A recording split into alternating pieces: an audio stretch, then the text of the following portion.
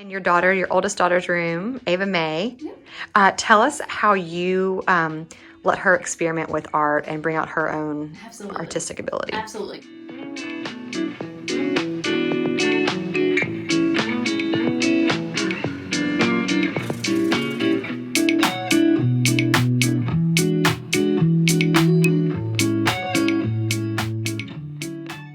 She is lucky or unlucky enough to live in a house with a mom who's an artist, who can get a little crazy. So we constantly have our Play-Doh out, our markers, our color pencils, paints.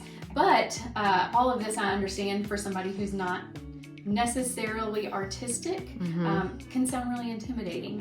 And so please don't be intimidated by it. The more that you can let your child be creative and create from their imagination, the stronger that imagination, the stronger that sense of pride and sense of self will be. Yeah. So there are things that you can do, easy things that you can do to help create pieces of artwork that you can keep in your home, and I'll give you a few tips and tricks. Yeah. So behind me, these two big pieces right here were our COVID art. Oh, the COVID art. Yep. Got to keep that 2-year-old entertained. So what I did was I grabbed 2 big pieces of watercolor paper and a set of liquid watercolor and a paintbrush, and then some crayons. So basically, what I did to help facilitate these beautiful pieces of artwork was I chose the color palette. And that's big, right? Yes, exactly. If you want to hang it in your home and you don't want whatever color. Exactly. Now these are going on in her room, but don't hey, let them be an option. Right. Yeah. Exactly. So and they don't care. They're just having fun. Yeah. Exactly. So we chose a limited color palette that I knew was going to match what we had in this bedroom. Her beautiful rug.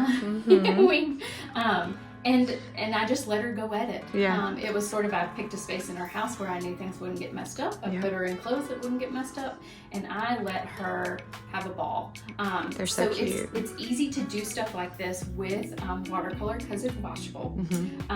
Also, you can do pieces with chalk, with crayon, there is nothing that's off limits. Think abstract, but then also it's really, really, really sweet if you sort of guide them with, okay, so today we are going to draw animals.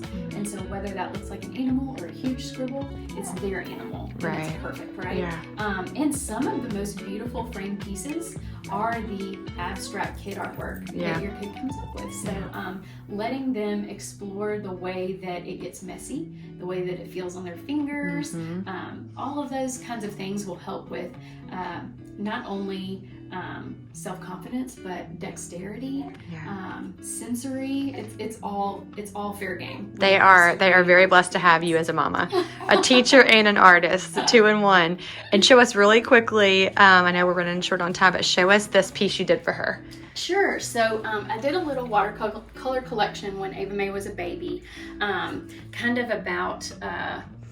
This one, it's sort of revolving around Bible verses, and this one's called Brave Little Mustard Seed, and it's sort of about how it's kind of erupting from the earth and getting ready to move those mountains behind it, because that's what our faith does when it's strong and when we've got it. So I want to teach her those kinds of things through visuals, as well as your stories we read and things we talk about. That's so beautiful. And that's what makes a house a home, those kind of details for them, even at early age. It has been so much fun. Tell us where we can find you, how we can support your business. Sure, absolutely. Thank you so much to all of y'all for coming into my home and learning more about artwork. Excuse my sweet stuff. And mothering. Exactly. I really appreciate, everybody who supports local artists. We're out there and we need it.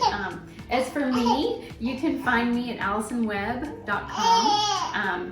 And I'll be, as soon as I can get creating again, other than this tiny little human, I'll be at festivals and art shows and things of that nature. All right. And we'll tag you too. Yeah. Thank you so much.